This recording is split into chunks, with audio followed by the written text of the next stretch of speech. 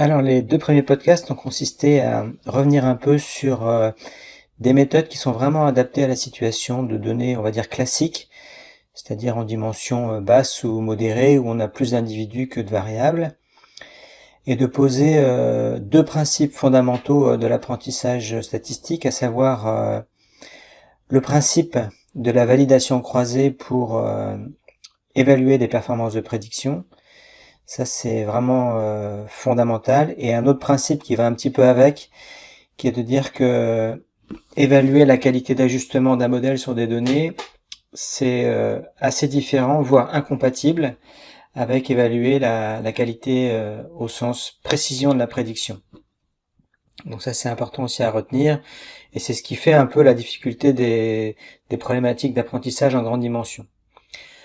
Donc dans les deux premiers podcasts, on a commencé par aborder la question, je vais avancer un petit peu parce que ça rappelle le plan ici, ouais. On a commencé par aborder la question de l'ajustement des modèles de régression, dans le cas où Y est quantitatif continu et catégoriel. Je vais traiter systématiquement ces deux cas en parallèle parce qu'il y a des vrais mécanismes communs entre les méthodes pour ces deux types de variables réponses.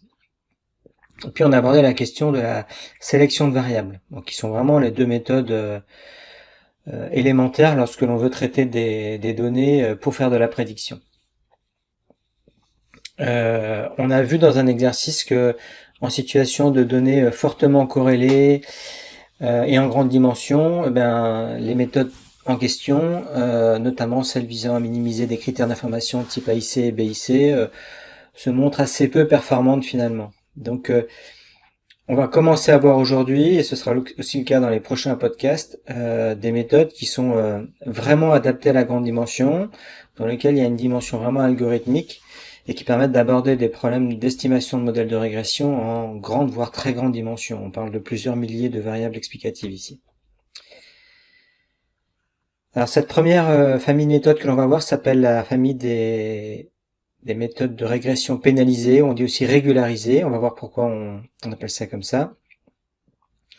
Il y a deux sous-parties dans cette présentation aujourd'hui.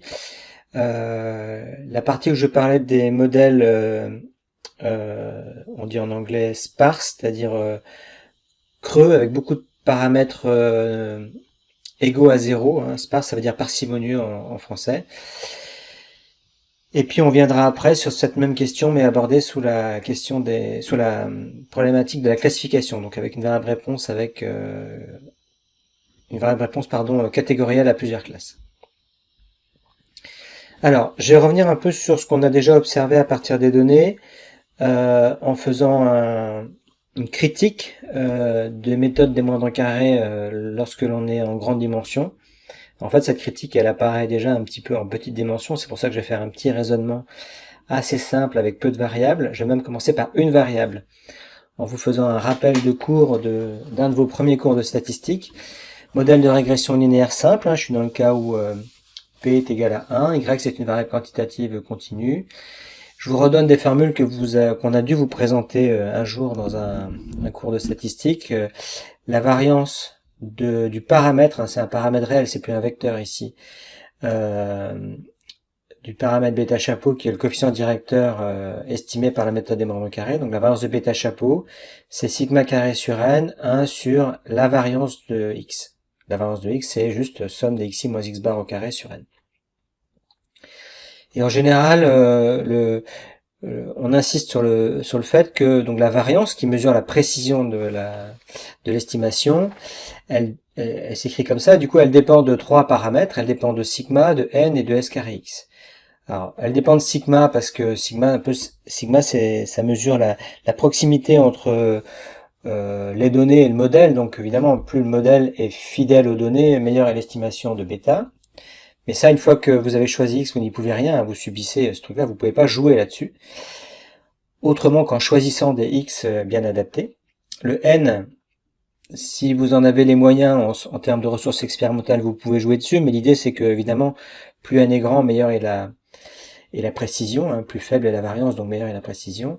Et puis, alors ce qui est important, c'est, et là où vous avez la main en général, dans une optique un peu de planification expérimentale, c'est Si vous devez choisir vos données, eh bien, on vous conseille de choisir des données avec des X dispersés. Pour information, j'en ai pas parlé, mais dans les données que l'on traite sur le cochon, là, les carcasses ont toujours été choisies en suivant un dispositif expérimental de telle manière à ce qu'il y ait une surreprésentation des carcasses maigres et des carcasses grasses. Alors, on a cherché à augmenter au maximum la variabilité des verbes explicatifs. Donc, la précision de l'estimation dépend de la dispersion des X. Ça, c'est quand on n'a qu'une seule verbe explicative. Maintenant, si on passe au cas avec deux verbes explicatifs, rassurez-vous, on va s'arrêter là, on va pas passer à 3 après. Le cas avec deux verbes explicatifs, il est encore faisable à la main, parce que ça nécessite juste des techniques d'inversion de matrice de 2 que l'on sait à peu près gérer. Donc le modèle, je le rappelle, hein, c'est bêta 0 plus bêta 1 x1 plus bêta 2 x2. La variance de bêta chapeau, du coup, c'est plus une seule valeur, mais c'est une matrice qui a sur la diagonale les variances des coefficients et sur l'extra-diagonale la covariance. Et la formule pour cette matrice de variance, c'est presque la même que précédemment. On retrouve bien ici sigma carré sur n. Ici, on ne retrouve pas 1 sur s carré, parce que ça n'a pas de sens de diviser 1 par une matrice, mais on retrouve l'inverse de la matrice de variance-covariance. Donc c'est à peu près la même formule, sauf que c'est une expression matricielle. Alors si vous vous amusez à calculer l'inverse de cette matrice, si vous vous rappelez les formules, je vous invite à le faire, à arrêter le podcast et à faire le petit calcul sur un papier à la main si vous le souhaitez. Vous allez voir que lorsque l'on inverse cette matrice-là, on trouve ici comme terme de variance sigma carré sur n, évidemment, puisque c'est le facteur ici, et puis 1 sur s carré 1, 1 sur 1 moins r carré 1, 2, et le r1,2 qui est ici, c'est le coefficient de corrélation entre x1 et x2. Pareil pour la variance de bêta chapeau 2, on va retrouver sigma carré sur n, c'est symétrique en fait, hein. 1 sur s carré 2 au lieu de 1 sur s carré 1, puis 1 sur 1 moins le coefficient de corrélation au carré entre x1 et x2. Donc ce qui est nouveau, c'est que pour mesurer la précision de l'estimation des coefficients, on va avoir ce terme 1 sur 1 moins r carré. On va retrouver sigma carré sur n, 1 sur la variance, comme on avait en régression linéaire simple, sauf qu'on a ce terme qui apparaît. Donc ça veut dire que dès que vous rajoutez une deuxième variable explicative, eh ben, la précision d'estimation dépend aussi de la corrélation entre x1 et x2. En particulier, si x1 et x2 sont fortement corrélés, ben ce terme-là devient tout petit et donc ce terme-là devient grand. Donc la corrélation a tendance à dégrader la précision de l'estimation, augmenter les variances des estimateurs. Donc on va voir ce que ça donne avec un jeu de données en grande dimension, on va voir les conséquences de ce type de propriété avec un jeu de données en grande dimension. Je vais faire comme d'habitude, hein, j'ai ouvert un script préalablement, cette fois-ci ce script c'est session3.r. Et donc je vais faire comme d'habitude, c'est-à-dire déclarer le répertoire de travail. À vous de changer ce chemin de telle manière à ce qu'il désigne le répertoire dans lequel vous avez mis les données avec lesquelles on va travailler. Et les données, cette fois ce sont les données dans grande dimension, donc les données scanner, qui vous sont également fournies sur la plateforme Moodle. Donc je lance cette commande-là. Ensuite j'ai des packages là, donc vérifiez bien que vous les avez. Alors il y a glmnet, libs, fields et pls. Alors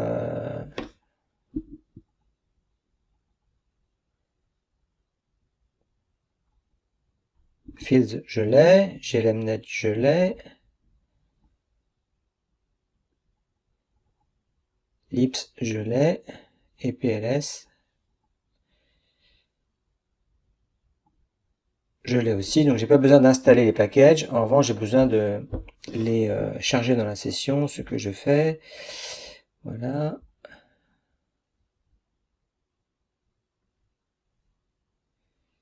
Donc j'ai mis ici pourquoi je sélectionnais les packages, mais j'y reviendrai au fur et à mesure où j'utiliserai les fonctions adaptées. Ensuite, j'importe le jeu de données que j'ai mis dans un sous-répertoire data. Voilà. Donc cette fois, le jeu de données PIG. C'est un jeu de données qui a 117 lignes et 138 colonnes. Hein. On l'a déjà vu dans les séances de travaux dirigés. La structure du jeu de données, on a dans les premières colonnes, enfin, chaque colonne correspond à une mesure du pourcentage de muscles observé sur une image du scanner, et cette image, en fait, elle balaye, elle scanne toute la carcasse. Donc en fait, il y a une continuité le long de la carcasse, il y a une continuité le long du site anatomique, le long de la carcasse, entre x8, x9, x10, etc. L'ordre a un sens ici, c'est l'ordre quand on se déplace de la tête de l'animal vers le jambon, vers la queue de l'animal. Donc il y a 130, j'ai dit combien? Je donnais 138, donc il y a 137 images. Et puis la dernière colonne, c'est la colonne qui contient le pourcentage de Wernmeg, donc la variable réponse. Le but, c'est de prédire le pourcentage de Wernmeg à partir de toutes les variables explicatives. Pour visualiser ces variables explicatives, j'utilise une fonction qui s'appelle matplot. Matplot, c'est une sorte de fonction plot, sauf que ça trace plusieurs courbes à la fois. Il faut lui donner les valeurs en abscisse. Donc les valeurs en abscisse, je les ai codées 1 jusqu'à 137, parce qu'en fait ce sont des pas réguliers, donc peu importe la valeur. On va dire que c'est séparé de une unité. Et puis en ordonnée, il faut lui donner le tableau avec toutes les courbes, mais transposé, c'est-à-dire qu'il faut que le nombre de lignes de ce tableau corresponde au nombre de points en abscisse. C'est pour ça que je transpose ici. Évidemment, je prends que les 137 premières colonnes, sinon je prendrai aussi le pourcentage à Wernmeg, et ça ne fait pas partie de la courbe. Donc on trace ainsi ce qu'on appelle les courbes tomographiques, donc c'est une méthode de scan, enfin peu importe. Et donc tous les autres arguments ici sont des arguments esthétiques. Le nom de l'abscisse, le nom de l'ordonnée, la couleur. Je vous laisse m'interroger en séance de travaux dirigés si vous avez des questions sur ces arguments, mais ils sont assez élémentaires. Et puis de toute façon, vous avez l'aide en ligne si vous souhaitez regarder un peu à quoi correspondent ces arguments. Je lance la commande. Donc ça me trace les courbes. Alors comme je disais, en abscisse, on a la position du point de vue du site anatomique sur le cochon. Et donc voilà comment varie le pourcentage de muscles quand on passe de la tête à la queue de l'animal. Donc on va retrouver ici des zones de plus fortes muscles au niveau des pattes, notamment au niveau du jambon ici, et puis au centre de la carcasse, un peu moins de muscles. Voilà. C'est un peu ça l'idée. Donc ça c'est les courbes, c'est intéressant de les voir, et puis de voir que finalement il y a une bonne homogénéité de ces courbes dans l'ensemble du jeu de données, à part deux courbes ici, on va dire, qui se séparent un peu des autres. Ce qui est important, c'est aussi de regarder, de se demander si ces courbes sont informatives du pourcentage à Wernmeg. Donc de regarder la corrélation brute entre chacun des points des courbes et puis la variable réponse qui est la 138e colonne. Donc j'utilise la fonction core pour ça. Le résultat de cette commande, c'est un vecteur qui a 137 éléments. Alors, en fait, c'est mis sous forme de matrice ici, 137 lignes et une colonne. Et puis pour visualiser cette corrélation le long de la carcasse, je fais juste un bête plot. Et là, on voit que il y a une très forte corrélation au centre de la carcasse, notamment entre le pourcentage de viande maigre et puis les variables explicatives. On est au-delà de 0,9. Alors sur les bords, c'est un peu moins vrai, même si ça reste assez élevé, puisqu'ici on est autour de 0,8 et ici on est aussi autour de 0,8 et 0,85. Donc on a un bon espoir quand même d'être capable de bien prédire le pourcentage de viande maigre, parce qu'on a beaucoup de variables qui sont fortement corrélées avec le pourcentage de viande maigre. Alors cela dit, on va être embêté parce que c'est là-dessus que je voudrais insister. Si vous regardez la matrice de corrélation des variables explicatives, donc les variables explicatives, c'est le jeu de données amputé de sa dernière colonne, la colonne avec le pourcentage de viande maigre. Donc je mets ça dans une matrice grâce à la fonction core. Xcore là contient donc une matrice avec 137 lignes et 137 colonnes. Qui contient donc les corrélations. Alors on en voit un petit bout ici des corrélations, et on voit bien que ces corrélations elles sont fortes. J'attire votre attention d'ailleurs que ça c'est la corrélation ici sur la première ligne entre deux sites voisins. Ça c'est la corrélation entre deux sites voisins mais distants de 2 unités, 3 unités, etc. Vous voyez que plus on s'éloigne, plus la distance est grande entre deux sites, plus la corrélation est faible. Ça c'est un grand classique des modèles de corrélation pour des courbes. des points sont d'autant plus proches que, enfin, des points sont d'autant plus corrélés que leur distance est faible.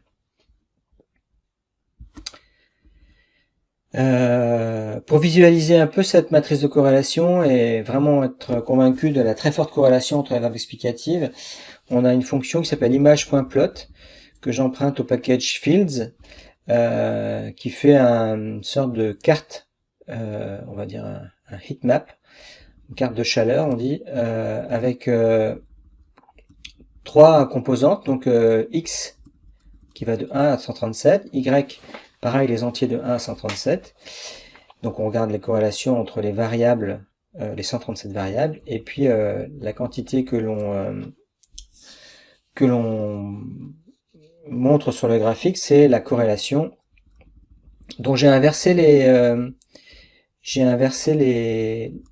l'ordre des variables de telle manière à ce que ça apparaisse dans un sens, vous allez voir, qui est plus facile à interpréter pour nous, c'est-à-dire avec une diagonale qui part en haut à gauche et qui arrive en bas à droite.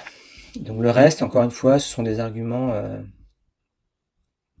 qui sont optionnels et puis esthétiques. L'important, c'est les trois premiers arguments. Donc quand je lance cette commande, image.plot, ça me produit un graphique qui met un peu de temps à s'actualiser. Je vais faire un zoom. Donc en anglais, on appelle ça un heatmap. L'idée, c'est qu'en abscisse et en ordonnée, cette matrice est censée être carrée, même si elle apparaît rectangulaire. C'est à cause de la dimension de la fenêtre graphique. Donc vous voyez, on a une très forte diagonale qui apparaît ici. C'est comme si on avait la matrice de corrélation sous les yeux, mais on n'a pas les valeurs. On a des niveaux de couleurs qui sont d'autant plus proches du rouge que la corrélation est proche de 1, et d'autant plus proche du bleu que la corrélation est faible. Et faible, ici, ça veut dire 0,2. Toutes les corrélations sont positives. Et évidemment, quand on est proche de la diagonale, on a des corrélations qui sont proches de 1, qui sont même égales à 1 sur la diagonale. Une matrice de corrélation, il y a des 1 sur la diagonale. Et ce que vous voyez ici, c'est que à l'endroit justement où on a les corrélations les plus fortes avec le pourcentage de Van Meg, on a aussi des corrélations entre les variables qui sont très fortes. Ce qui potentiellement, quand on veut faire la sélection, est problématique parce que un coup il va en choisir une, un coup il va en choisir une autre. Ça dépend de peu de choses sur les données en fait. Donc ça va introduire de l'instabilité dans la sélection de variables notamment.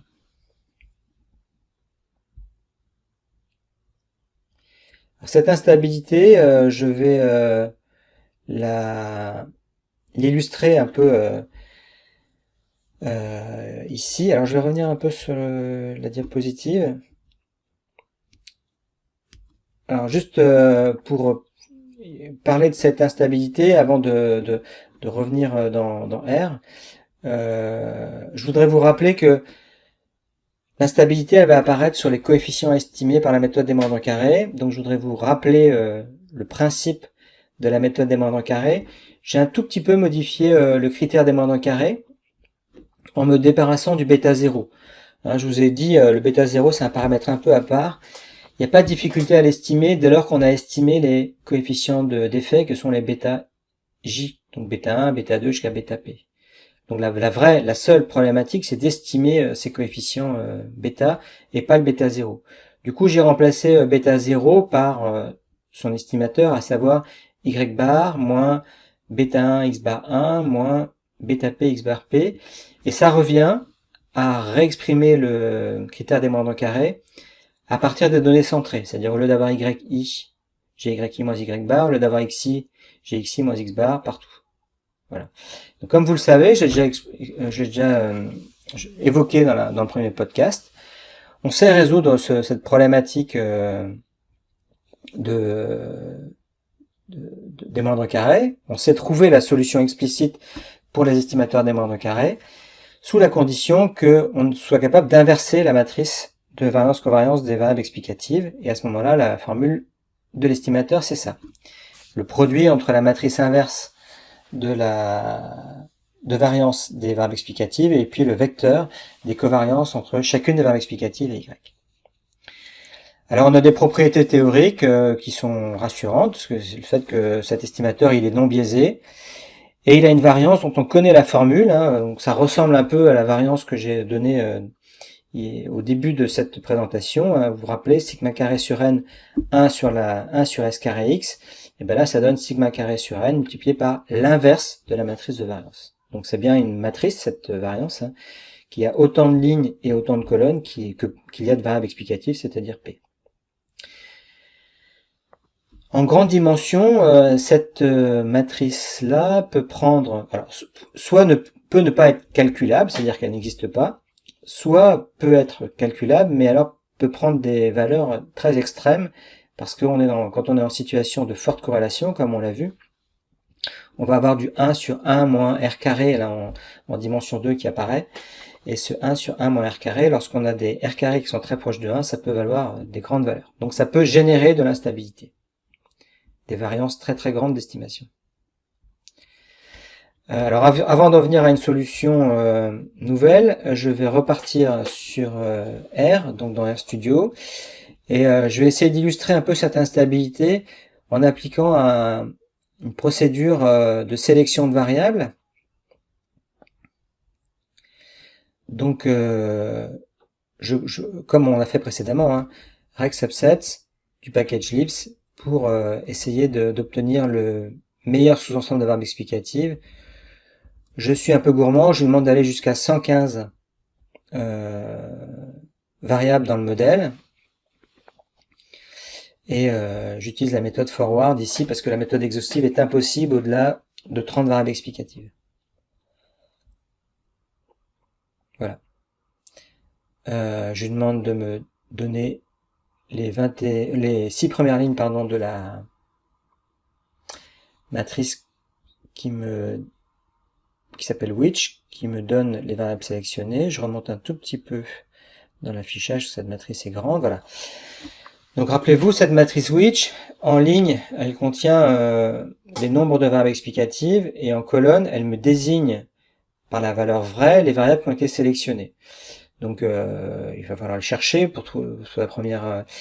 sur la première ligne, mais sur la première ligne, quelque part, là, il y a un true qui me désigne la variable qui est considérée comme celle qu'il faut choisir lorsque l'on veut construire un modèle avec une variable explicative. Donc, je regarde. On va le faire plus loin de toute façon, mais je regarde. C'est ici apparemment. C'est la 92e. La 92e semble être la variable qu'il faut choisir lorsqu'on choisit une variable explicative, puis ensuite il y a une sélection du meilleur modèle avec deux variables explicatives. À chaque fois, en fait, le meilleur modèle, c'est simple, hein, c'est celui qui a la somme des carrés des écarts résiduels la plus faible. Alors maintenant, je vais de manière un peu arbitraire m'intéresser au meilleur modèle avec 5 variables explicatives.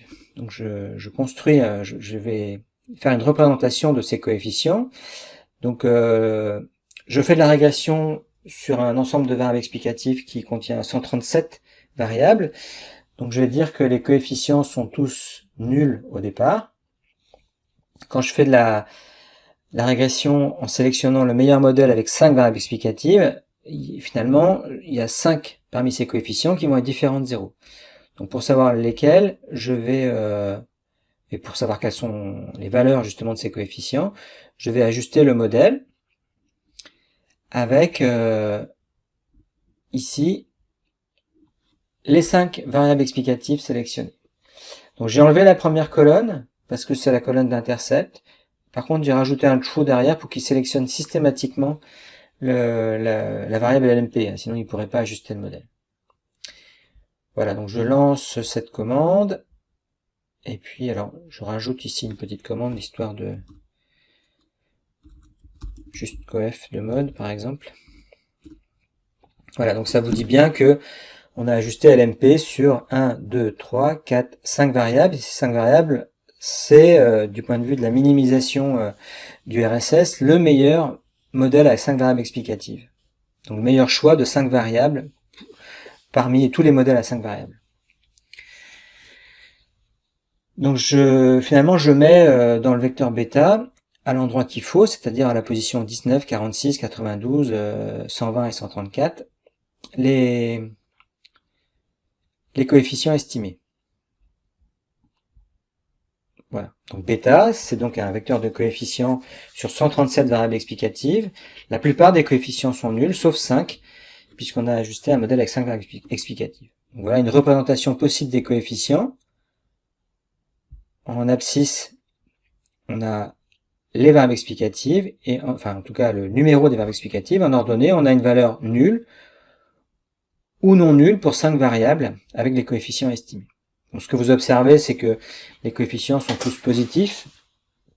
On est en train de regarder la corrélation entre une épaisseur de muscle, ou en tout cas une quantité de muscle estimée par imagerie, et puis un pourcentage de viande maigre, donc il y a une logique à ce que le coefficient soit positif. Et puis on est dans des plages de variation qui vont entre 5 jusqu'à 25 à peu près. Donc il y a une forme de, on va dire, des coefficients raisonnables au regard de la plage de variation des variables. Je rajoute même un sous-titre à ce graphique avec la fonction mText pour que donc on ait bien en tête que c'est le meilleur modèle avec 5 variables. Maintenant, je vais faire la même chose, mais cette fois-ci avec le modèle avec 100 variables. Donc c'est exactement le même code. J'initialise bêta égale à 0. J'estime le modèle avec 100 variables explicatives. Je peux le faire puisque j'ai 117 individus.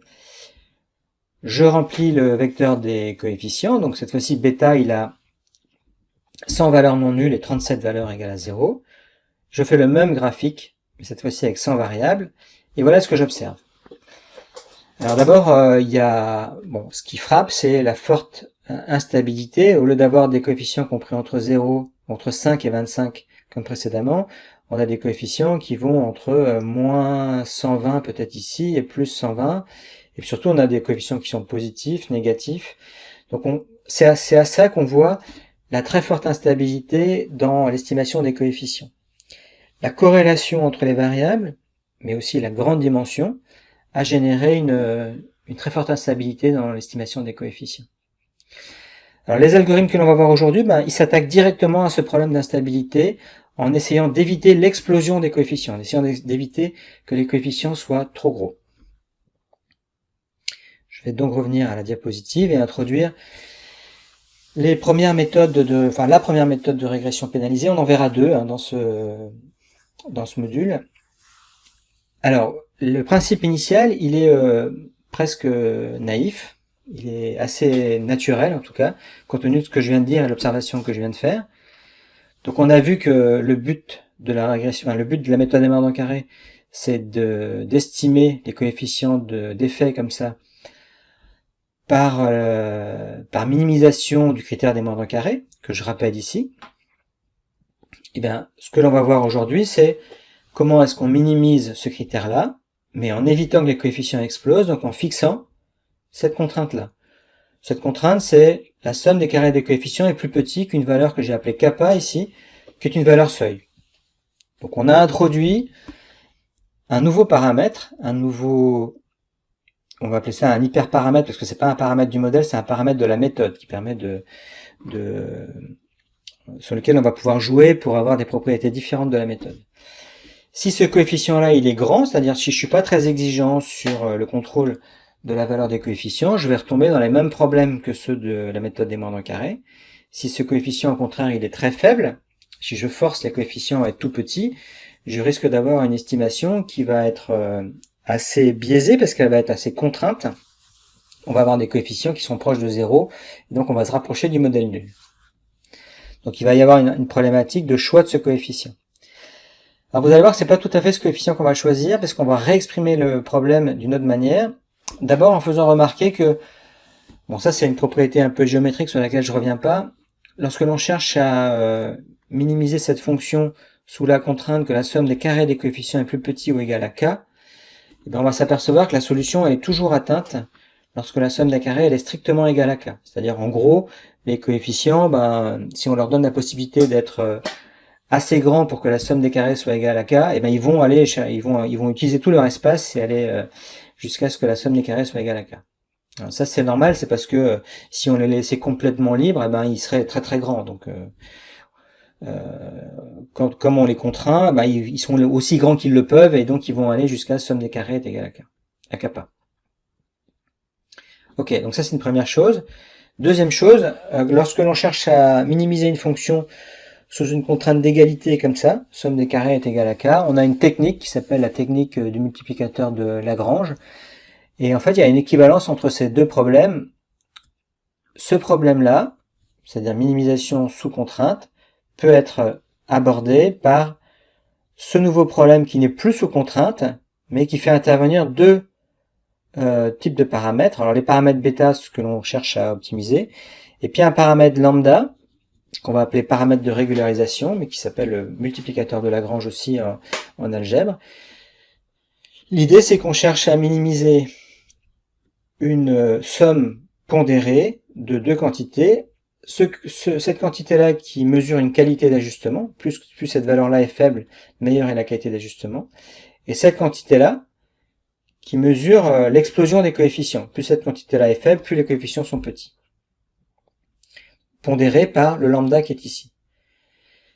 Si ici le lambda est très petit, voire égal à 0, on va retomber sur des problématiques de moindre carré, puisqu'on n'aura plus ce terme-là, et donc c'est vraiment une problématique des moindres carrés. Donc on risque d'avoir des coefficients qui vont être très très grands, mais avec, comme vous le savez, et comme vous l'avez observé en TD, des performances de prédiction qui vont être pas très bonnes. Et puis au contraire, si lambda est très très grand, eh ben, c'est ce terme-là qui va devenir prépondérant, et donc minimiser ce truc-là, ça va essentiellement revenir à minimiser ça, et donc on va avoir des coefficients qui vont être proches de 0.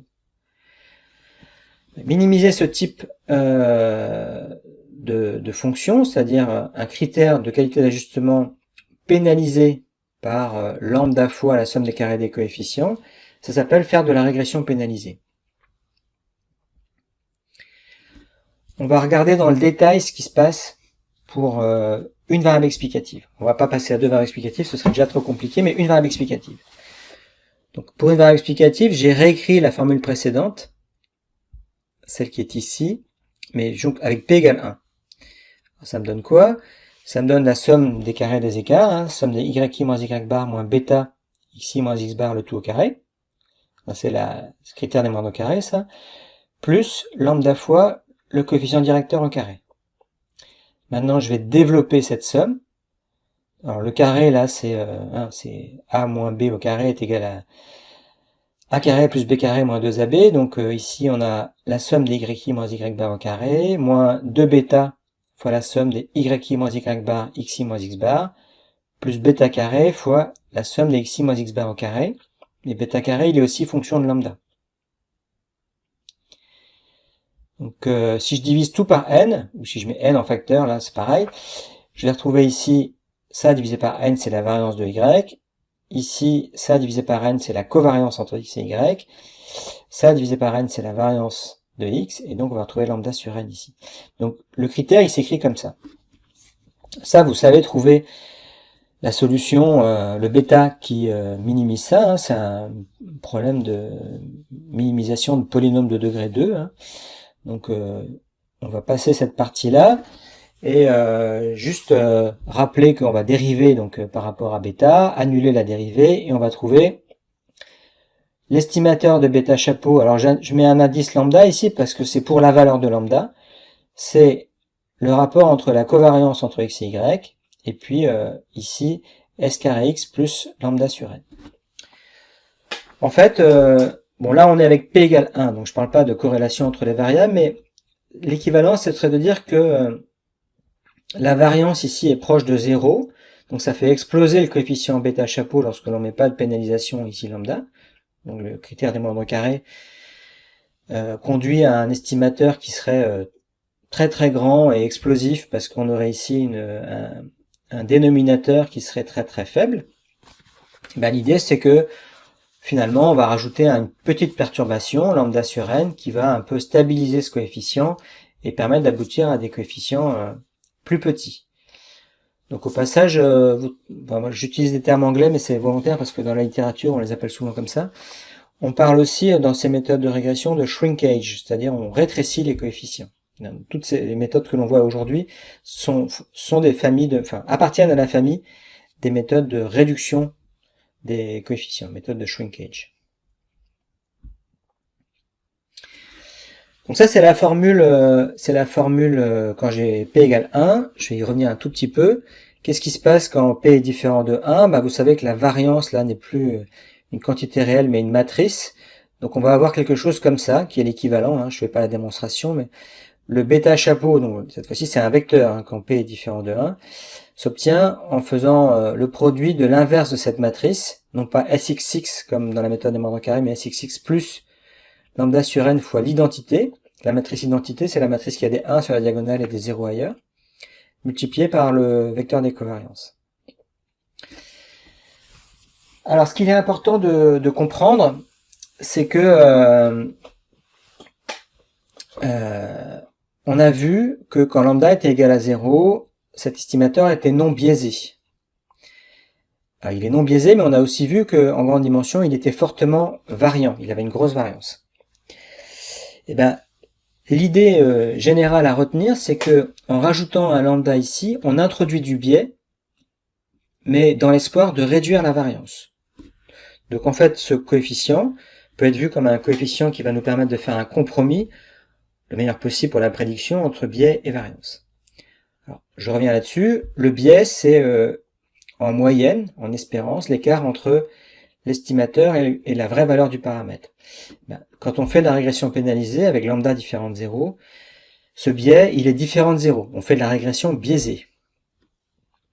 Mais on espère que ce biais soit suffisamment faible pour gagner en variance. Donc on peut montrer que cet estimateur-là, il a une plus petite variance que l'estimateur des moindres carrés. Si lambda est proche de 0, on est dans la situation d'un faible biais, mais d'une grande variance, c'est le cas des moindres carrés. Si lambda est très très grand, on sera dans le cas d'un biais très grand, mais d'une petite variance. Donc en pratique, lambda, il faudra le choisir de telle manière à ce que la performance de prédiction mesurée par le MSEP, la variance de l'erreur de prédiction, soit la plus petite possible. Alors, je vous montre comment ça se passe dans R. Dans R, on va utiliser un package qui s'appelle GLMNet. C'est un package, c'est le package de référence pour faire de la régression pénalisée.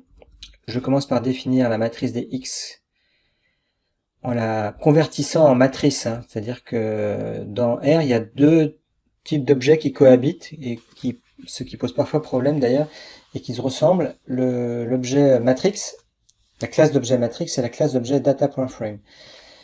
La classe d'objet matrix, elle a comme particularité de ne permettre qu'un seul type pour chacune des colonnes. Donc soit des nombres, du numérique, soit des chaînes de caractères. Alors que DataFrame est beaucoup plus souple, puisqu'on peut y mettre des variables, enfin des colonnes qui correspondent à des variables quantitatives, d'autres des variables qualitatives.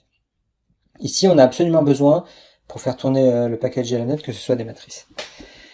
Y, c'est le LMP, la 138e colonne, et puis je vais définir une séquence de valeurs de lambda. Alors en réalité, vous allez voir que le package privilégie cette option. On définit la séquence en échelle logarithmique. Donc je prends une séquence très très large de valeurs de logarithme de lambda entre 10 et moins 10, une séquence décroissante. Ça c'est aussi une exigence du package. Alors, je vais maintenant ajuster le modèle avec la méthode que l'on vient de voir. Pour ça, la fonction glmnet, elle a besoin de l'argument x et l'argument y, donc la matrice des variables explicatives et le vecteur y. Et puis on lui fixe alpha égale à 0. J'expliquerai plus tard ce que signifie ce alpha, mais retenez maintenant que alpha égale à 0, ça correspond à exactement ce qu'on vient de présenter, c'est-à-dire la régression pénalisée par lambda fois la somme des carrés des coefficients. Au passage, cette régression, on l'appelle souvent la régression ridge. C'est une méthode qui est assez utilisée, notamment dans le domaine de la chimiométrie. Et puis il faut lui donner la séquence de valeurs de lambda, donc j'ai pris cette séquence-là, la valeur des exponentielles de la séquence que j'ai définie au-dessus. Donc je lance cette commande. Et donc ça va estimer le paramètre bêta pour toutes les valeurs de lambda que je lui ai données. Si je regarde, alors je vais un peu faire une visite guidée de cet objet en lui demandant les noms.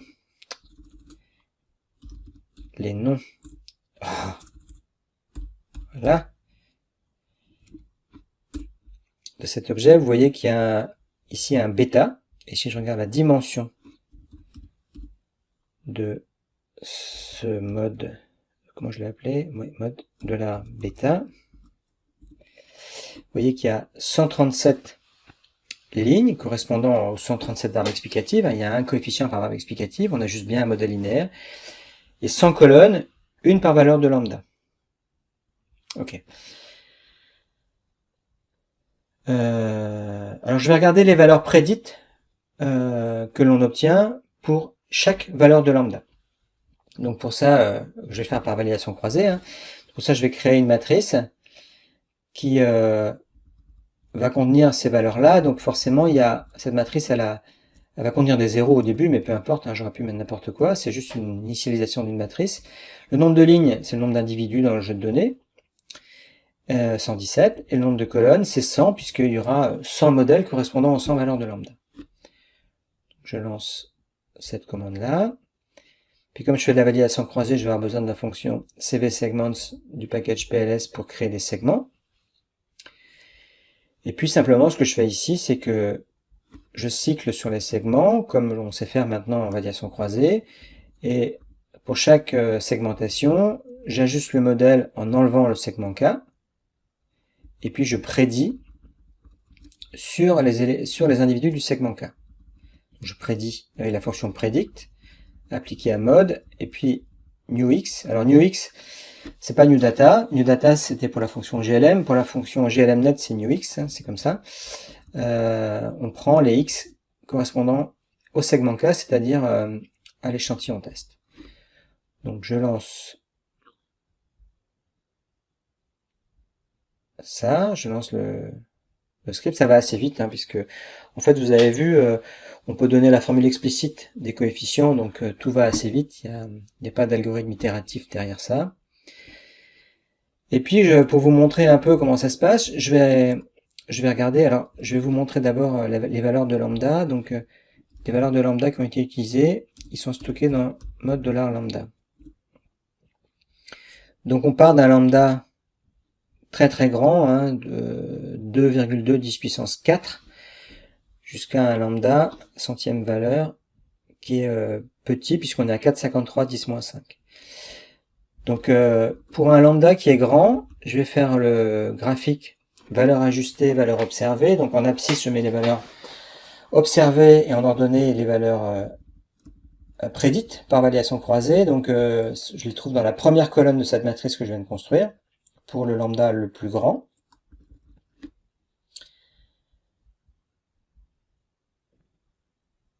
Voilà. Et voilà. Donc j'ai rajouté ici la droite d'équation y égale x pour que vous compreniez bien que en prenant le lambda le plus grand, j'ai quasiment aucune correspondance entre les valeurs observées et les valeurs prédites par validation croisée. On est bien dans la situation d'un biais énorme puisqu'on voit que il y a pas du tout de correspondance entre les valeurs observées et les valeurs prédites par validation croisée, mais d'une variance très très faible. La variance des valeurs prédites ici, elle est hyper faible. On a pris une grande valeur de lambda, et voilà, en prenant une grande valeur de lambda, on a des coefficients qui sont très proches de 0, on a un biais énorme, mais on a une variance qui est très très faible. Maintenant, si je prends la valeur la plus petite des coefficients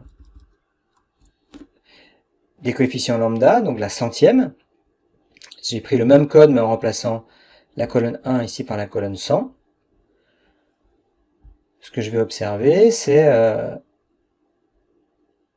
quelque chose comme ça. Donc ça correspond à la valeur la plus petite. On est dans la situation qui semble bien meilleure, où le biais a été amélioré, mais on a une forme de variance, de dispersion autour de cette droite qui traduit une certaine variance. On ne sait pas si c'est la plus faible variance possible, puisqu'on a examiné que deux situations, le cas où lambda était le plus faible parmi ceux qu'on a choisis, et le cas où lambda était le plus grand parmi ceux qu'on a choisis. Il est possible que la solution soit entre les deux, bien évidemment, c'est-à-dire que entre les deux, on ait une situation où le compromis biais-variance soit optimal, au sens où on ait la meilleure, la plus faible, variance de l'erreur de prédiction, donc la meilleure prédiction possible. Alors pour trouver cette valeur optimale, eh ben, ce que l'on fait, c'est que donc je reprends le package GLMNet, je relance la fonction, presque la même fonction, sauf qu'il y a un CV qui s'est glissé devant. Je vais utiliser la fonction cv.glmnet.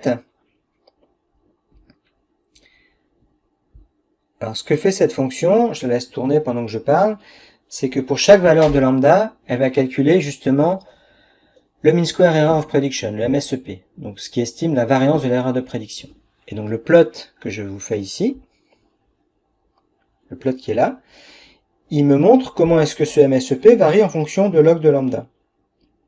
Rappelez-vous, lambda faible, c'est ce que je viens de montrer à l'instant, lambda proche de 0, il semblait qu'on avait un graphique qui était satisfaisant, au sens où on avait un bon alignement, une bonne correspondance entre les valeurs ajustées et les valeurs observées. En revanche, lambda élevé, c'était une catastrophe, on avait un biais très très fort. Quand on regarde comment est-ce que le MSEP, donc la variance de l'erreur de prédiction, évolue en fonction de lambda, on constate que le meilleur compromis est trouvé par ici. Alors les traits verticaux, là, sont deux solutions que nous propose systématiquement le logiciel.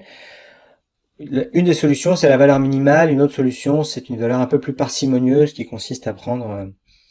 il y a une règle sur laquelle j'insiste pas trop, qui consiste à prendre un écart, à prendre en compte la variabilité, parce qu'ici on voit une variabilité verticale, là, et à se positionner à un écart type au-dessus. Donc voilà. Donc ça c'est deux options pour choisir. Une d'entre elles est plus parcimonieuse. Certains auteurs préfèrent prendre la deuxième plutôt que la première. Moi je prends toujours la valeur minimale, parce que je vois pas de grande différence. On est souvent dans la situation où le profil est assez plat, et donc choisir l'un ou l'autre, ça va pas changer grand chose. Donc comment est-ce que je fais maintenant pour trouver les valeurs prédites correspondant à la meilleure situation? Je retourne ma matrice CV pred, là où j'ai toutes les valeurs prédites pour chaque valeur de lambda, et je sélectionne la colonne pour laquelle le critère MSEP, qui est donné dans CVMod de l'RCVM, là, est le plus petit possible. Donc je vous montre CVMod de l'RCVM d'abord pour que vous compreniez. Donc ça, c'est ce qui est donné en ordonnée de ce graphique, ce sont les MSEP. Donc ça commence à 27, alors ça va dans le sens inverse puisqu'on est sur les valeurs les plus grandes ici de lambda. Ça commence à 27 et puis ça diminue progressivement. Ici, ça atteint son minimum ici et puis ça remonte ici jusqu'à 5,13. Donc on voit que 5,13, ce qu'on a observé tout à l'heure sur le graphique qui paraissait pas mal, c'est largement battu par des 1,49, 1,50 ici. Voilà. La valeur minimale, elle est atteinte quelque part ici. Elle est atteinte où? Il faut que je regarde quel est le rang où se trouve la valeur minimale avec la fonction which.min. On dit que c'est en 46. 1, 2, 3, 4, 5, 6. 46, c'est celle-là. C'est 1,49, 43,95. Vous voyez, confirmation de ce que je disais. Là, ça bouge pas beaucoup dans cet endroit-là. C'est 1,49, 56, 1,49, 79. Donc on est autour de 1,50. Donc je récupère les valeurs prédites par validation croisée, et le graphique que je fais ici, c'est le même que j'ai fait précédemment, donc valeur observée en abscisse, valeur prédite par validation croisée en ordonnée, et cette fois-ci avec le lambda optimal. Donc vous voyez que on a beaucoup moins de variance autour autour de la droite y égale x, donc la variance elle est très faible. Il faut avoir conscience que cette prédiction-là, elle est biaisée, mais le biais est tellement faible qu'en réalité, ça n'a pas de conséquences pratiques parce qu'on le voit à peine. Donc, en utilisant cette méthode, la méthode de régression ridge, finalement, on a une bonne prédiction du pourcentage de viande maigre. Alors, on va tomber sur la même problématique que l'on a vue en sélection, et j'insiste lourdement là-dessus. Je vais refaire le graphique là. Voilà, le plot CVMod là. Je refais ce graphique là, ça va illustrer mon propos. Ce graphique là, il vous donne l'estimation par validation croisée de la variance de prédiction, la variance de l'erreur de prédiction, pour chaque valeur de lambda. Mais il vous donne pas l'estimation par validation croisée de la méthode consistant à choisir le lambda minimisant cette courbe là, et à appliquer le modèle avec ce lambda optimal là. Donc c'est un peu la même chose que en sélection de variables. Lorsque je vous disais faites attention, la performance de prédiction du meilleur sous-modèle, celui qui est sélectionné en minimisant le BIC, c'est pas la performance de prédiction de la méthode consistant à minimiser le BIC et à ajuster le modèle qui minimise le BIC. Il faut bien prendre en compte dans l'estimation de la performance de prédiction les deux étapes. Ici, c'est première étape, choix du meilleur lambda, deuxième étape, ajustement du modèle avec le meilleur lambda. Donc pour avoir le MSEP de la méthode de régression pénalisée, la méthode Ridge, il faut que j'intègre le choix de lambda dans la validation croisée. Donc je reprends, toujours pareil, CVPRED, c'est une matrice avec n lignes et 100 colonnes, une par valeur de lambda. Je refais une segmentation aléatoire, 10 segments, et cette fois, quand je cycle sur les segments, mon échantillon d'apprentissage en X et en Y, hein, c'est en enlevant le segment K. Mon échantillon test en X, c'est en gardant le segment K. Et puis cette fois, donc, je fais la sélection par validation croisée du meilleur lambda. J'ajuste le modèle et je choisis de prédire avec le meilleur lambda. Mais en faisant ça, j'intègre bien la sélection du meilleur lambda dans la validation croisée. C'est-à-dire que ce meilleur lambda-là peut être différent selon le segment que l'on choisit comme échantillon test. Donc je lance ça. Alors j'ai pris la précaution de mettre un print ici pour que je sache un peu où j'en suis dans le temps de calcul. Parce que si je mets rien, ben, rien ne s'affiche.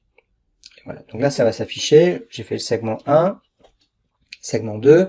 Et pendant qu'il avance, on va faire un tour sur le diaporama. Pour vous dire que on a vu la première méthode de régression pénalisée. On va en voir une deuxième qui ressemble beaucoup. Vous allez voir que les diapositives que je vais présenter dans la suite ressemblent beaucoup à ce qu'on vient de faire. La première méthode s'appelle la méthode Ridge. La deuxième méthode s'appelle la méthode Lasso. Donc voilà, ça va être la transition vers la deuxième méthode. Il a terminé. Et donc cette fois, il a mis dans la matrice CVPRED l'ensemble des valeurs prédites pour chaque valeur est-ce qu'il a bien fait ça? Oui, c'est ça. Pour chaque valeur de lambda, pour chaque valeur du paramètre de pénalisation. Et donc je vais vous montrer maintenant. Alors, le MSEP, je le calcule en faisant la moyenne des carrés des écarts entre le LMP et CVPRED. Voilà. Ça fait 1,47. Et puis donc je vais vous rappeler le graphique que j'ai présenté précédemment avec le CVMod. Voilà, ça, simplement je l'ai modifié en forçant l'axe des ordonnées à aller de 1 jusqu'à 5, de telle manière à ce qu'on voit mieux ici la courbe. Et puis je vais rajouter, comme je l'avais fait précédemment sur les graphiques des derniers podcasts, cette courbe horizontale, ça m'indique la valeur optimale en prenant en compte la sélection du paramètre lambda. Alors contrairement à ce qu'on avait observé en sélection, et c'est ça qui est intéressant dans ces méthodes qu'on voit aujourd'hui, il n'y a pas une grande différence entre la valeur minimale que l'on observe et puis la valeur minimale intégrant la variabilité de sélection de lambda.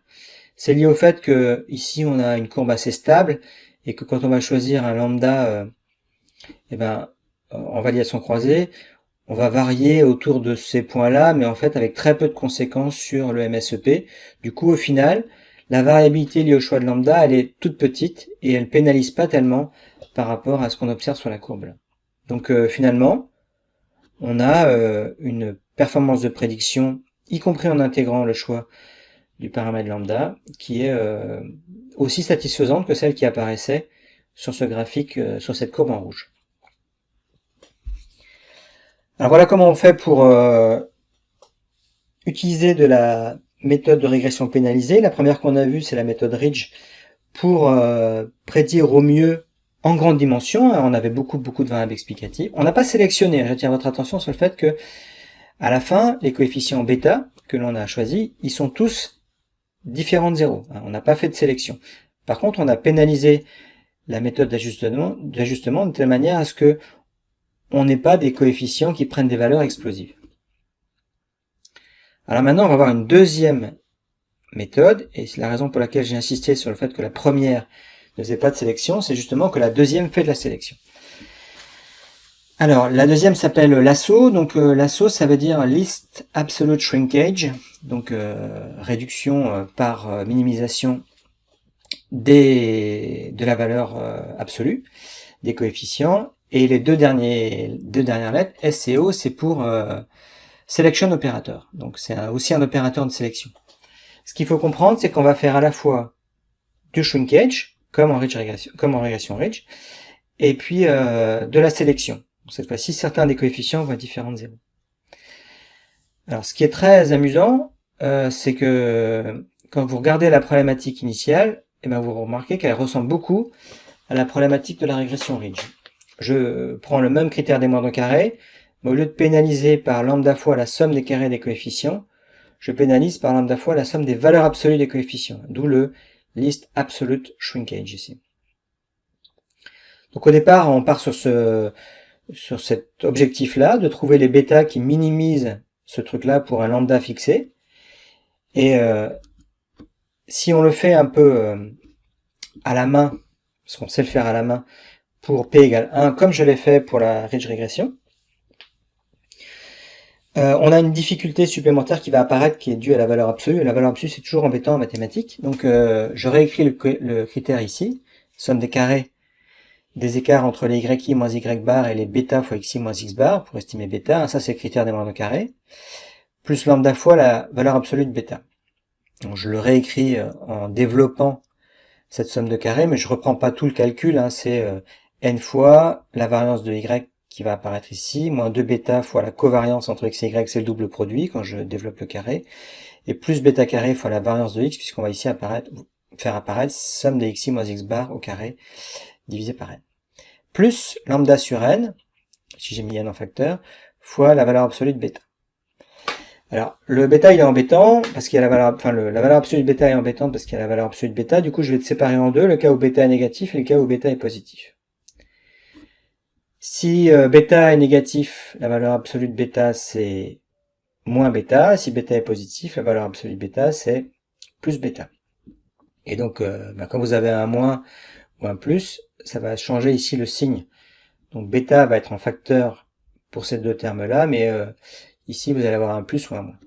Donc si bêta est négatif, vous allez avoir un plus, si bêta est positif, vous allez avoir un moins ici. Deux fonctions selon le signe de bêta.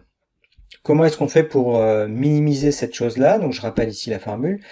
Eh ben, il faut se débrouiller. On ne sait pas dériver cette fonction parce qu'elle n'est pas dérivable en bêta égale à 0. Par contre, on sait la dériver quand bêta est négatif et quand bêta est positif. Donc vous la dérivez quand bêta est négatif et quand bêta est positif, et puis vous annulez la dérivée. C'est aussi simple que ça. Si vous faites ça, vous verrez que c'est simple, parce que ça c'est simple à dériver, ce sont des polynômes de degré 2.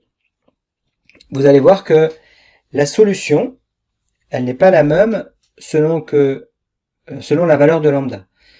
Si la covariance est plus petite que moins lambda sur 2n, alors on a cette solution-là. Donc cette fois, c'est pas le numérateur comme en régression ridge qui est corrigé en rajoutant un petit plus lambda sur n. Ici, le dénominateur reste le même, c'est le numérateur qui est corrigé. On rajoute un petit terme à la covariance. Donc pour retrouver l'estimateur de moindre carré, on va retrouver sxy sur s carré x avec lambda égale à 0. Et puis ici, c'est presque la même chose, c'est dans le cas où la covariance est plus grande que lambda sur 2n, et là on va avoir sxy moins lambda sur 2n. Donc quand la covariance entre x et y est plus grande que ce terme-là, on va réduire le coefficient. Mais ici aussi on réduit le coefficient, parce que dans ce cas-là, ça correspond au cas où la covariance est négative, donc on va rajouter quelque chose pour se rapprocher de 0. Dans les deux cas, on réduit le coefficient, on fait bien du shrinkage.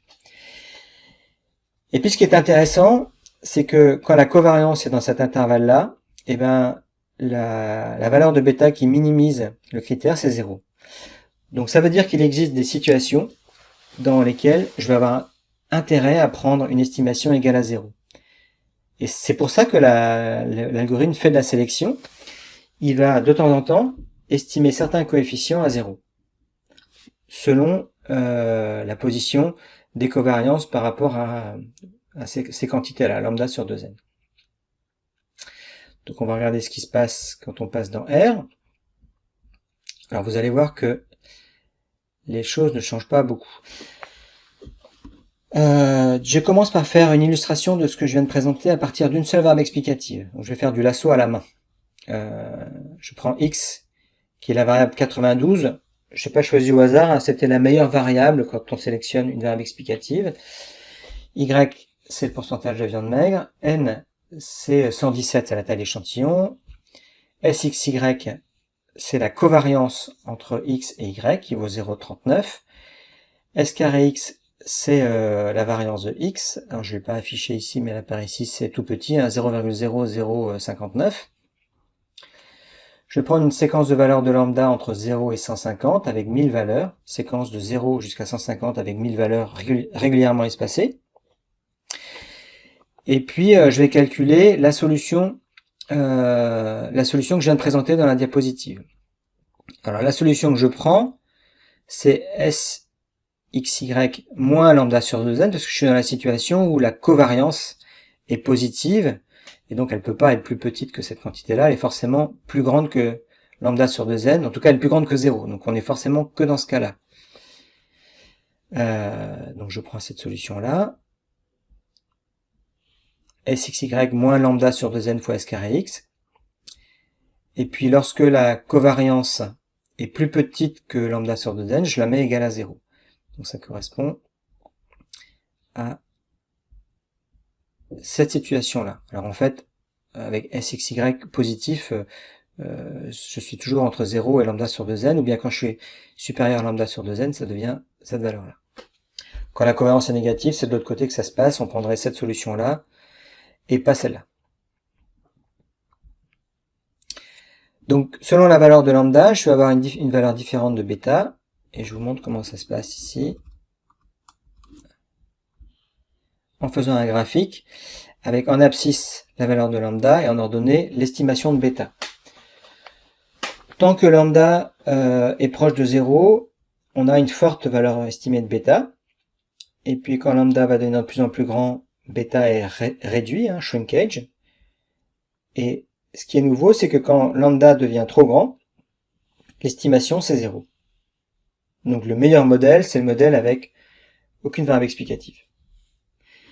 Donc ça c'est intéressant parce que ça veut dire que notre approche là, contrairement à Ridge, elle permet de réduire l'estimation des coefficients, mais en plus de sélectionner certaines variables. Alors maintenant je passe à l'aspect multivarié. Donc avant de faire ça dans R, je vais vous montrer un peu quelques éléments, mais qui ressemblent beaucoup à ce que j'ai présenté en régression Ridge. Pour l'extension à un modèle multivarié, contrairement à ce qui se passe en Ridge, je ne suis pas capable de vous présenter la formule explicite de bêta chapeau. J'étais capable de le faire pour P égale 1, mais dès qu'on passe à P égale 2, ça devient compliqué. Donc il y a des outils, cette fois-ci algorithmiques, itératifs, qui permettent de faire le travail, hein, de trouver la valeur de l'estimateur de bêta qui minimise le critère pénalisé par lambda fois la somme des valeurs absolues des coefficients. L'algorithme le plus courant, c'est ce qu'on appelle un algorithme de cyclic coordinate descent, c'est-à-dire on va cycler sur les coefficients, c'est-à-dire qu'on va considérer que le modèle de régression linéaire multiple, on va considérer que c'est, donc sur P variable explicative, on va fixer toutes les valeurs des coefficients pour commencer, et puis on va s'intéresser juste aux coefficients correspondant à x1.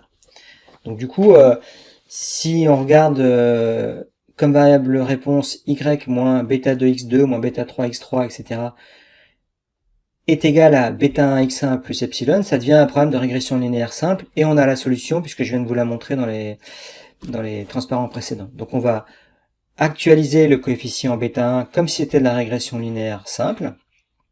Une fois qu'on l'a actualisé, on passe au deuxième coefficient. C'est pour ça qu'on dit qu'on cycle sur les coordonnées de ce vecteur bêta. On passe au deuxième coefficient. Cette fois-ci, on prend comme variable réponse y moins bêta 1 x1 moins bêta 3 x3 moins bêta 4 x4, etc. Et puis on actualise l'estimation du coefficient. Donc voilà, donc c'est pour vous donner une idée de l'algorithme. On va pas rentrer dans les détails algorithmiques, c'est pas l'objet du cours, mais c'est pour vous dire que ça va assez vite quand même si on a beaucoup de variables explicatives. C'est ce qu'on va voir ici. Comme en régression ridge, l'estimateur que l'on obtient, il est biaisé. On a introduit du biais, parce qu'on fait de la régression par shrinkage, on réduit l'estimation des coefficients, mais on espère une meilleure variance. Et puis la nouveauté surtout, c'est que vous voyez que il y a certaines valeurs de lambda qui vont finir par annuler certains coefficients bêta. Certains coefficients vont être proches de 0, d'où l'application de ces méthodes aussi pour sélectionner. La méthode lasso sélectionne alors que la méthode ridge garde toutes les variables. Donc cette fois, je vais passer à l'aspect multivarié. Ça marche exactement comme du ridge. Je définis la matrice X, je définis le vecteur Y, comme je l'ai fait pour ridge, donc c'est pour ça que j'insiste pas trop. Je prends la même séquence de valeurs de log de lambda. J'ajuste le modèle lasso, mais cette fois, je mets alpha égale 1 ici. Alors alpha égale 1, ça correspond à lasso. Alpha égale 0, ça correspond à ridge. C'est la seule différence. On reviendra encore sur ce paramètre alpha pour vous montrer qu'il y a des alternatives. On n'est pas obligé de choisir 0 ou 1, il y a des alternatives. Comme je l'ai fait précédemment, je vais vraiment utiliser la même méthode. Je vais remplir une matrice de valeurs prédites par validation croisée. Donc c'est une matrice vide pour commencer, avec que des zéros, 117 lignes correspondant aux 117 individus, 100 colonnes correspondant aux 100 valeurs de lambda que j'ai prévues dans ma séquence. Je fais ma segmentation pour faire la validation croisée, donc j'ai 10 segments, et comme je l'ai fait pour le lasso, je vais construire ma matrice de valeurs prédites avec toutes les valeurs de lambda par validation croisée. Donc à chaque fois, j'ajuste le modèle en enlevant le segment K, avec alpha égale 1 cette fois pour faire du lasso, et je prédis sur les individus du segment K. C'est ce que je viens de faire. Donc je vais avoir les valeurs prédites. Pour trouver la meilleure valeur de lambda, j'ai utilisé la fonction cv.glmnet. Ça prend un petit peu de temps. Je fais le graphique qui me montre comment est-ce que le mean square error of prediction, c'est-à-dire la variance de l'erreur de prédiction, évolue en fonction de lambda. Vous voyez que quand lambda est trop grand, là, il se passe plus rien. On a exactement la même variance de l'erreur de prédiction qui est énorme. Ça va correspondre, quand lambda est grand, à tous les coefficients égaux à 0. Alors comment est-ce qu'on le voit? Ici, au-dessus de l'axe qui est ici, on a le nombre de variables sélectionnées dans le modèle. 0, là, ça veut dire que tous les coefficients ont été égaux à 0. On n'a sélectionné aucune variable explicative. Pour les deux solutions qu'ils proposent, toujours les deux mêmes solutions, mais moi je prendrai toujours la valeur ici qui correspond au minimum, il donne ici une approximation du nombre de variables sélectionnées. Donc soit 21 variables ici, qui correspond à un modèle qui est pas mal, soit 30 variables ici, qui correspond exactement au minimum. Et puis quand on s'approche ici de lambda proche de 0, on sélectionne toutes les variables, 137 variables. Donc ce qu'on est en train de vous dire, c'est que avec 30 variables sélectionnées, on atteint l'optimum, c'est-à-dire la variance d'erreur de prédiction la plus faible possible. Comme je l'ai fait en ridge, je prends la colonne de la matrice des prédictions en validation croisée qui correspond au minimum du MSEP, which.min, et puis le graphique que je fais derrière, c'est le graphique traditionnel, valeur observée en abscisse, valeur prédite par validation croisée en ordonnée, correspondant au meilleur lambda, ce que j'affiche ici sous le graphique, et puis je rajoute toujours la droite y égale x pour qu'on se rende bien compte de l'ajustement. Voilà, donc on obtient un résultat qui en tout cas visuellement ressemble à celui qu'on a obtenu avec Rich. La différence, c'est qu'on a sélectionné 30 variables qui sont suffisantes pour arriver à ce résultat-là. On peut le constater, on peut constater les résultats de cette sélection. J'ajuste le modèle avec la même séquence de lambda et je vais regarder les coefficients bêta qui correspondent au choix que l'on a fait, c'est-à-dire celui qui minimise le MSEP. Et puis vous allez voir que voilà, donc les coefficients sont presque tous égaux à 0. Il y en a une trentaine qui sont différents de 0. Et la valeur de ces coefficients, on la retrouve ici. Elle est parfois très proche de 0, hein, mais parfois prenant des valeurs plus élevées.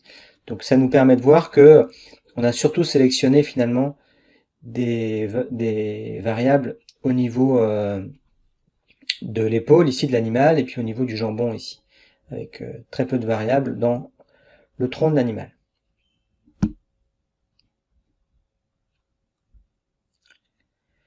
Comme je l'ai fait pour Ridge, je vous le rappelle, pour vraiment être convaincant et précis et sur l'estimation des performances de prédiction de cette méthode, il faut toujours intégrer le choix de lambda dans la validation croisée. Donc je reprends exactement le même code que j'ai pris pour Ridge. Je le fais tourner de manière plus rapide ici parce que c'est exactement le même code. Juste pour vous rappeler que lorsque je cycle sur les segments, j'intègre la minimisation, l'optimisation de lambda par minimisation du MSEP dans la procédure de validation croisée.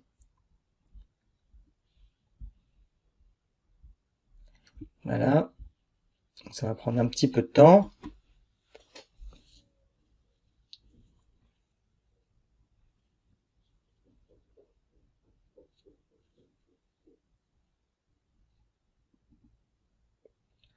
Donc ce point est important pour chaque segment que j'enlève pour définir mon échantillon d'apprentissage et donc mon échantillon test.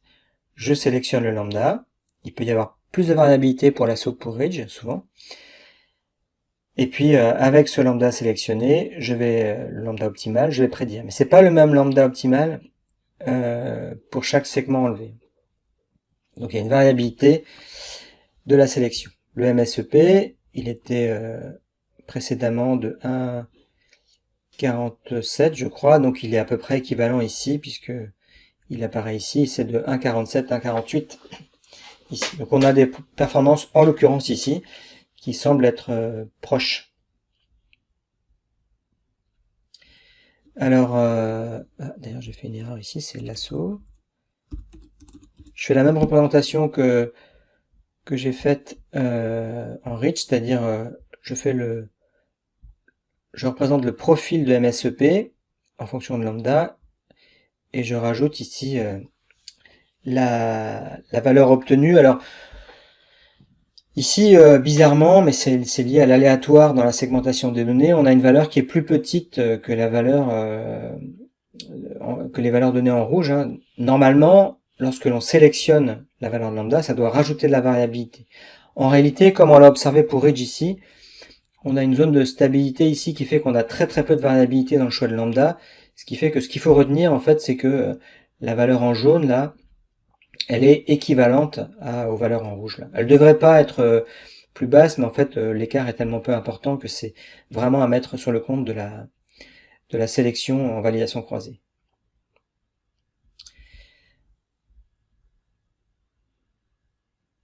Je reviens sur la diapositive. On va juste terminer en disant que j'ai laissé le paramètre alpha de côté là. Donc je fais une brève comparaison entre lasso et Ridge. Lasso et Ridge sont deux méthodes qui se ressemblent. Ce sont des méthodes de régression pénalisées tous les deux. Ça conduit à des estimations de bêta qui sont réduites. On appelle ça des méthodes de shrinkage.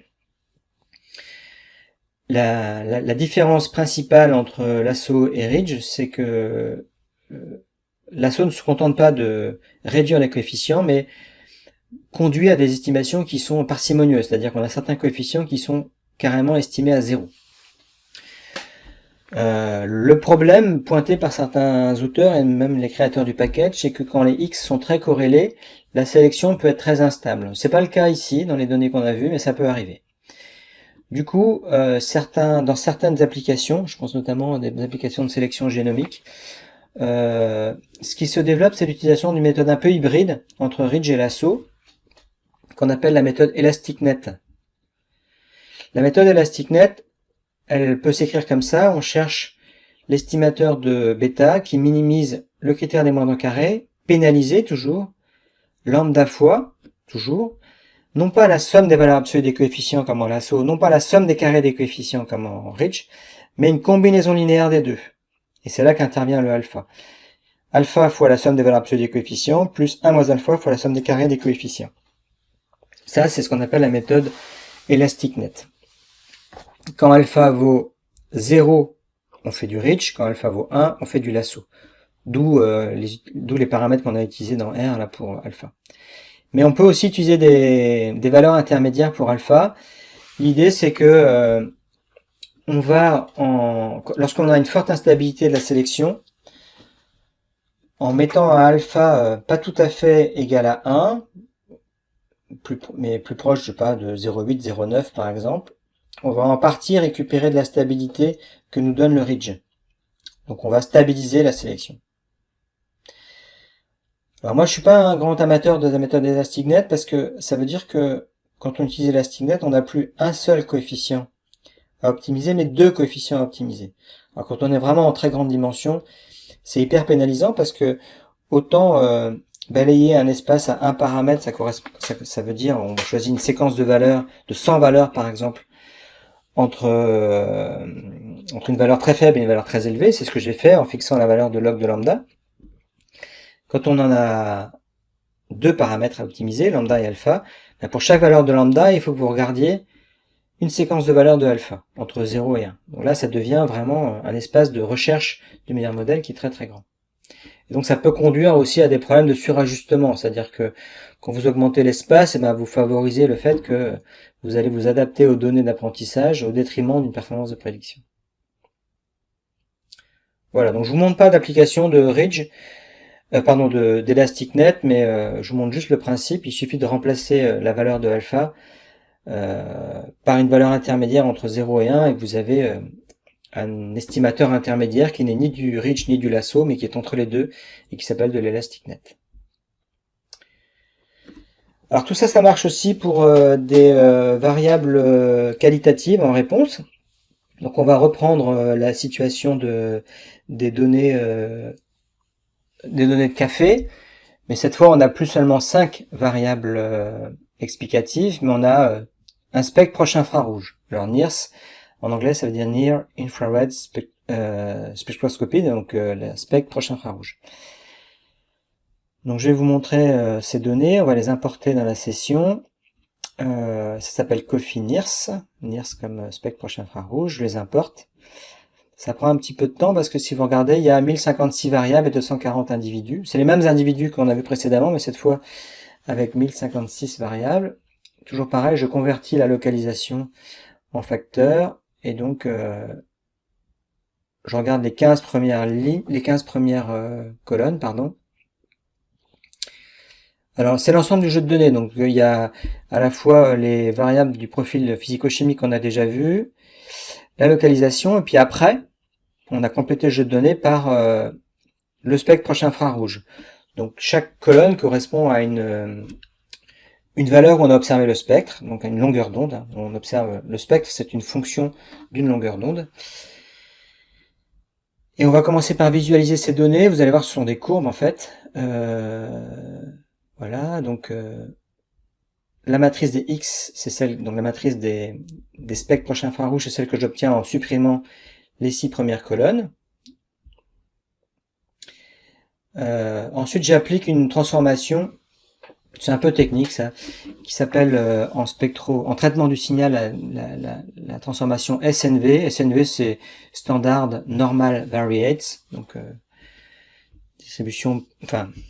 transformation par normalisation, on va dire, des données. L'idée c'est de travailler sur les spectres centré réduit, d'où l'utilisation de la fonction scale, mais pas centré réduit en colonne, centré réduit en ligne. Donc, chaque spectre, on lui enlève sa propre moyenne et on le divise par son propre écart type.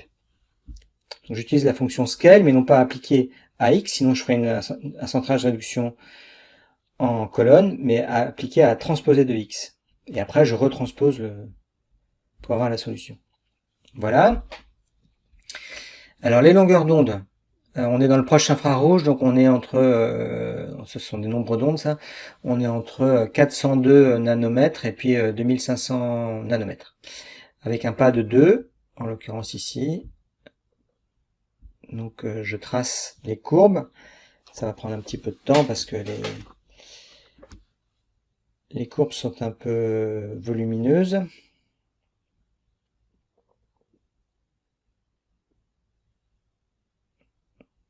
On prend vraiment beaucoup de temps. Sur votre ordinateur, ça peut peut-être se mettre à jour plus rapidement. Donc voilà, on a toutes les courbes et ce que l'on observe, c'est quand même une très forte proximité entre toutes ces courbes. Elles se ressemblent beaucoup. Ce sont des courbes proches infrarouges. On est bien entre 400 et 2500. On appelle ça ici des nombres d'ondes. C'est plus correct de dire que des longueurs d'onde. Et c'est pas des nanomètres comme j'ai dit, mais des 1 sur nanomètre l'unité. Et donc la proximité là de ces courbes, elle est notamment due à cette opération que j'ai faite, qui est le centrage réduction par spectre. Ok, donc c'est à partir de ces spectres-là, et donc de ces 1000... j'ai pas la dimension, alors comment est-ce que je peux la voir? C'est facile. Je vais prendre ici, ça doit apparaître ici aussi. SNVX, c'est où? Voilà. Hop, je l'avais sous les yeux. SNVX, là, ah bah c'est pas marqué, donc je vais le faire ici. Alors, dimension de SNVX.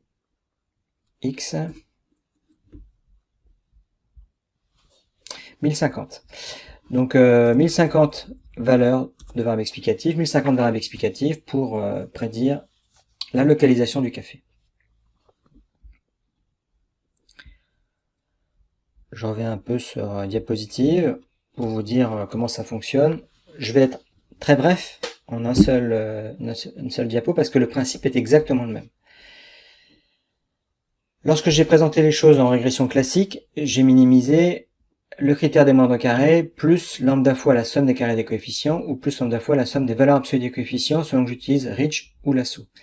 Là c'est pareil, sauf que c'est pas la somme des carrés des écarts, c'est pas le critère des moindres carrés, c'est la déviance pénalisée par la somme des carrés des coefficients ou la somme des valeurs absolues des coefficients.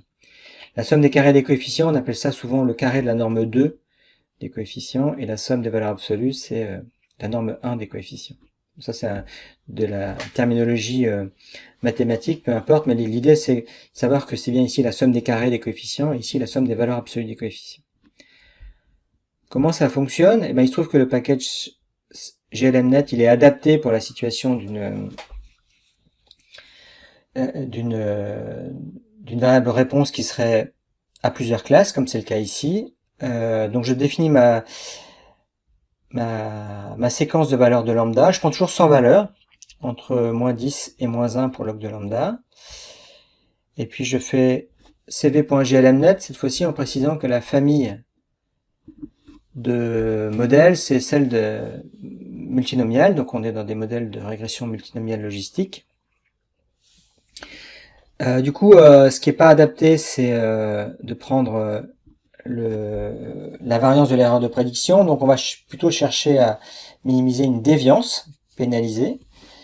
Et puis la séquence de lambda est ici. Donc je lance cette commande-là avec x et y. Donc x, c'est... alors qu'est-ce qu'il me dit que je n'ai pas bien fait? Ah oui, je n'ai pas redéfini y ici, voilà, ce que je n'ai pas fait. Voilà. Donc je relance cette fonction cv.glmnet avec y qui correspond aux localisations, et puis snvx qui correspond au spectre proche infrarouge normalisé par la transformation SNV. Donc ça prend un petit peu de temps, mais ça se fait, il y a beaucoup de variables. En plus, c'est un modèle logistique multinomial, hein, puis vous vous rappelez que dans les modèles logistiques multinomiaux, ben, le nombre de coefficients, c'est pas le nombre de variables explicatives, hein, c'est le nombre de variables explicatives, plus 1, multiplié par le nombre de classes moins 1. Donc ici on a 7 classes, ça fait 6 fois 1050, donc on est plutôt autour de 6000 paramètres à estimer. Et comme il est fait pour plusieurs valeurs de lambda, ça prend un petit peu de temps, mais ça va finir par me donner un résultat. Et puis j'anticipe un peu sur la suite. Une fois qu'on aura lancé le lambda, l'autre différence que l'on va voir apparaître par rapport au cas précédent où y était une variable réponse quantitative, c'est dans l'évaluation des performances de prédiction, hein. Mais ça, vous commencez à en prendre l'habitude. Ici, on va plutôt regarder des accuracies, par exemple. On va regarder des correspondances entre des classes prédites par la règle de Bayes, et puis et donc à travers des matrices de confusion et des calculs d'accuracy. Donc c'est ce qu'on va regarder dans la suite, dès qu'il aura rendu la main, mais ça prend un petit peu de temps.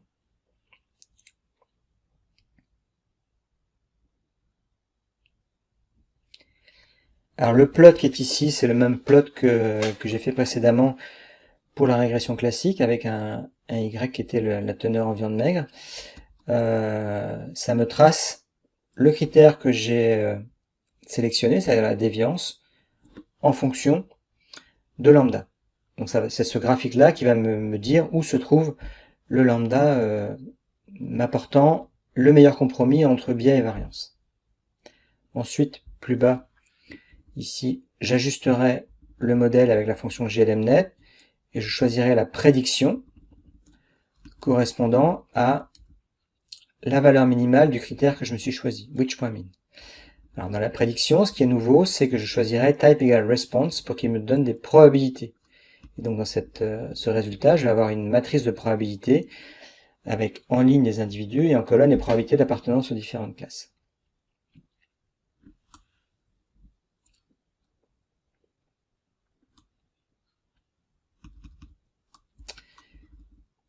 Donc ensuite, je vous montrerai comment est-ce que on valide les prédictions. Donc les prédictions, hein, je vous montrerai les probabilités, mais je vous montrerai aussi les prédictions avec la règle de Bayes. Donc pour avoir les prédictions avec la règle de Bayes, je prends cette matrice de probabilité et je choisis pour prédire la classe celle qui a la probabilité estimée la plus forte. Donc ça revient à remplacer ici type, non pas en prenant response, mais en prenant classe ici. Donc ça m'applique la règle de Bayes, et du coup, dans prédiction, ici, j'ai vraiment la classe prédite, au sens le site de production du café prédit.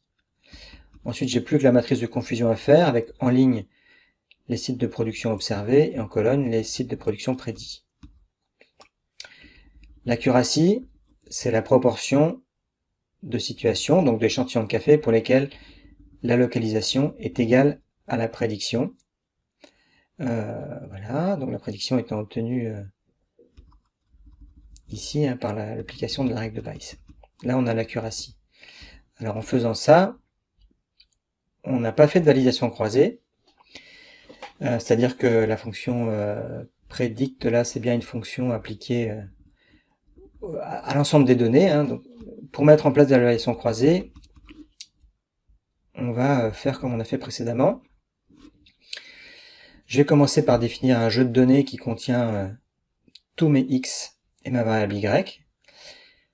Ensuite, je vais segmenter avec la fonction fold et non pas la fonction cvSegments, comme ça je respecte un équilibre entre les sites de production par segment.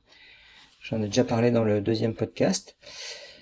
Et puis je vais construire mes prédictions par validation croisée, donc je vais essentiellement utiliser les mêmes fonctions, mais que je vais toutes encapsuler dans cette boucle for là. Donc je cycle sur les segments, et à chaque fois, pour chaque segment K, je définis mes données d'apprentissage en enlevant le segment K.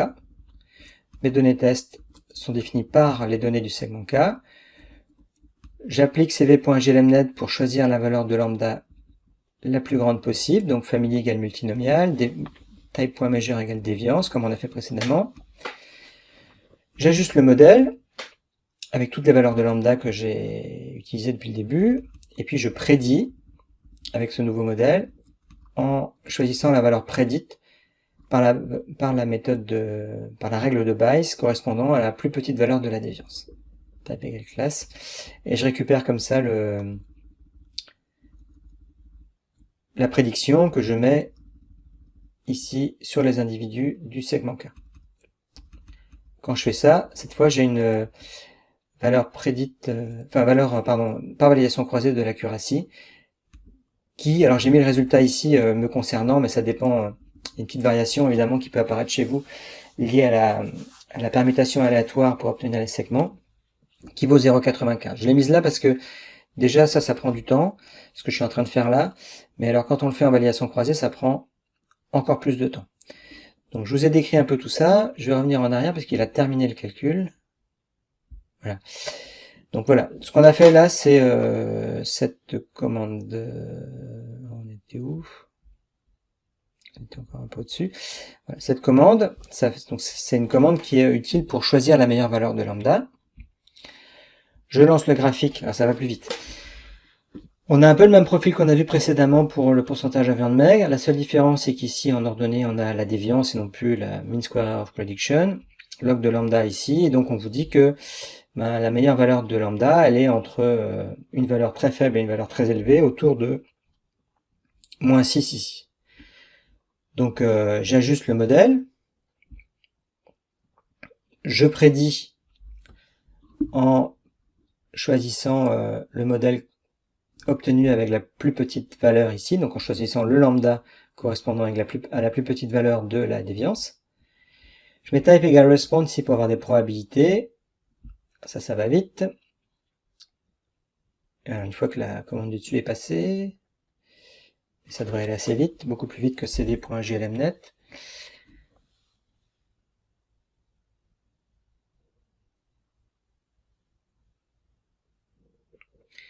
Voilà, donc proba c'est une matrice, ça apparaît ici, qui a 7 colonnes correspondant aux 7 sites de production et 240 lignes.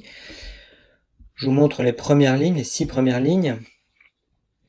Le premier individu, il a ces probabilités-là de venir des sites de production de 1 jusqu'à 7. Donc ce qu'on voit, c'est qu'il a une très forte probabilité de venir du site numéro 1. Le deuxième, il a aussi une très forte probabilité de venir du site numéro 2, etc. etc. Maintenant, j'applique la règle de Bayes, c'est-à-dire je vais choisir de prédire pour l'individu 1 qu'il vient du site de production numéro 1, parce que c'est la probabilité la plus grande. J'applique donc avec type égale class, c'est la même commande mais avec type égale class, le type égale response. Je regarde les 6 premières valeurs, c'est bien 1, 1, 6, 4, 1, 6. Table de confusion. On peut la regarder intégralement, cette table de confusion, c'est une matrice 7, 7. Hein. En ligne, on a les sites de production observés, en colonne les sites de production prédits, et on voit qu'il y a très peu d'erreurs. Hein. Ici, il y a 1, 2 erreurs, c'est 3 erreurs ici, seulement sur l'ensemble du jeu de données. Donc ça prédit très bien. Ce qui veut dire que l'accuracy, c'est-à-dire la proportion de situations où la prédiction est égale à l'observation, elle est très élevée, elle est de l'ordre de 0,99. Le problème, comme vous le savez, c'est que ici je n'ai pas fait de validation croisée. J'ai certes fait de la validation croisée pour choisir lambda, mais ensuite j'ai pris le meilleur modèle choisi avec lambda pour regarder ce qu'il donnait en termes d'accuracy. Or, il faut toujours intégrer le choix de lambda dans la validation croisée. C'est ce que je fais dans la suite et ce que j'ai présenté déjà tout à l'heure. Je fais moi-même ma validation croisée avec une segmentation des données équilibrée de telle manière à ce que les représentations des sites de production soient équilibrées par segment. Et puis, j'ai cette boucle-là que je ne vais pas lancer, mais je vous laisserai le faire, parce qu'elle va prendre beaucoup trop de temps, où pour chaque segment K, je fais ce que j'ai fait précédemment, c'est-à-dire que je sélectionne la meilleure valeur de lambda, celle qui minimise la déviance, et je prédis avec le modèle optimal au sens du lambda qui minimise la déviance, avec type égale class pour appliquer la règle de Bayes. Et puis vous verrez que le résultat, il est en validation croisée, il est très proche de celui que vous obtenez en validation non croisée, mais il est un petit peu moins optimiste. Normalement, vous ne devriez pas obtenir 0,99, mais je sais pas, 0,93, 0,94, 0,95, quelque chose comme ça. Donc même message, la fin de ce podcast avait pour objectif de vous montrer que ce que l'on sait faire en régression classique, on sait aussi le faire en régression pour une variable de classe. Ce qui change, c'est le critère que l'on minimise, qui n'est pas un critère de type moindre carré, mais plutôt un critère de type déviance. Et puis ce qui change, c'est la manière dont on mesure la performance de prédiction, qui n'est pas un MSEP, mais qui est par exemple une accuracy.